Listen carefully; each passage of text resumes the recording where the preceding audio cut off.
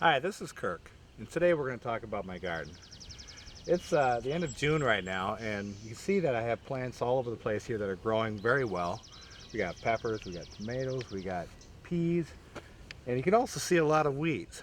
And so we got to get those weeds under control because they're going to end up taking over the garden and robbing nutrients and water from your plants. You can see that we've got a lot of weeds in this section here, and this is an area that we haven't tilled yet or cultivated yet since we planted the plants, and you can see that the peppers and lettuce are getting buried in those weeds. And so today we're going to tackle these with the Earthquake Mini Cultivator and just turn these weeds under and pull those roots up so they don't want to keep going.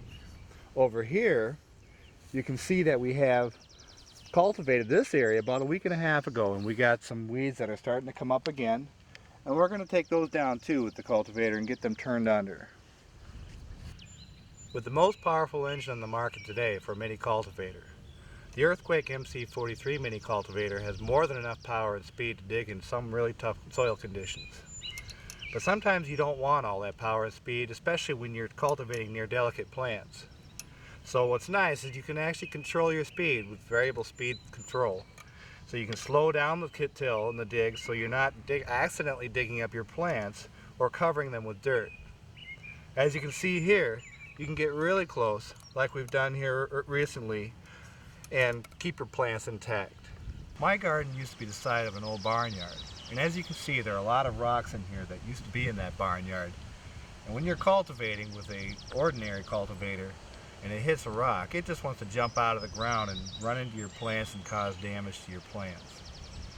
What's different about the Earthquake MC43 is that the handlebars are designed in such a way that they form a line from the user straight over the unit to the front of the tines. What that provides you is the overhead control that you need to help keep the unit on the ground if it wants to jump out. And the weight distribution of this unit is such that it wants to stay down and keep low without jumping into your plants. Most other competing cultivators out there have the handlebars come in behind the unit and connect in the middle so that it's more like a springboard. And it's very difficult to control that from jumping out of the ground.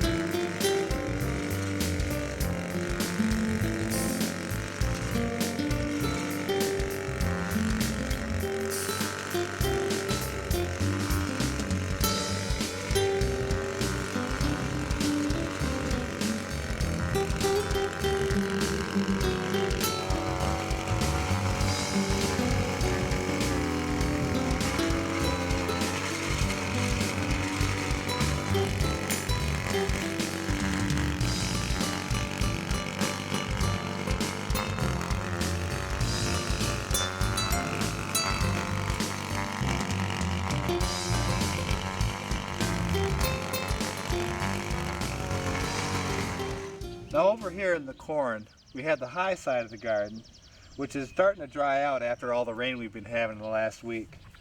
That rain will compact the soil a little bit, and when the sun dries it out, it'll actually become kind of hard. And it can be a little challenging sometimes to really dig efficiently. So we'll talk about ways that you can actually set up your cultivator and operate it so that you can actually dig in this very efficiently. There are three things you can do to help your cultivator dig better in the drier, tougher soil conditions that we get after a hard rain and after it's dried out in the sun. First of all, you can take your tines off and turn them around to the other side so that they're turning point forward. As you can see, there's a slope in the tine blade, which is the usual way of cultivating in softer soils and is great for digging those conditions. In harder soil conditions, you can turn your tines around so that when they turn, the pointy tip goes in first and will actually have a more aggressive dig. Another thing you can do is when you're cultivating, pull your cultivator backwards. What this does is when the tines are moving forward, they will be turning counter to the direction of the travel of the cultivator. That allows the unit to dig even deeper into the soil. Finally, the tine speed of the MC43 Mini Cultivator can turn upwards of 250 revolutions per minute. That's great for cultivating quickly in looser soils, but in hard, dry soils, you might want to slow that down to something under 200 revolutions per minute. You can accomplish that by squeezing the throttle trigger about halfway. That'll give the tines the time to really engage the soil and dig in without skipping across the top of the soil.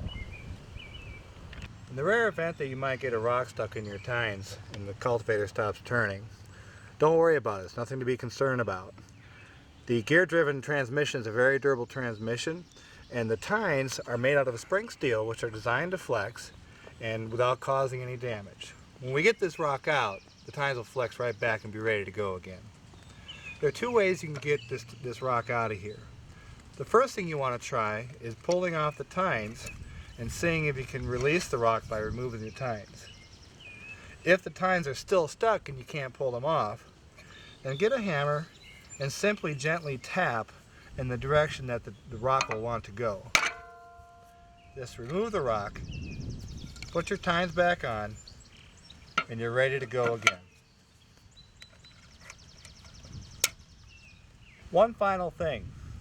Once we've cultivated the entire garden and turned it under all those weeds, we're going to go back and add a mulch material like these dried leaves. What this will do is help keep the weed growth down throughout the rest of the growing season and keep moisture in the soil for the plants.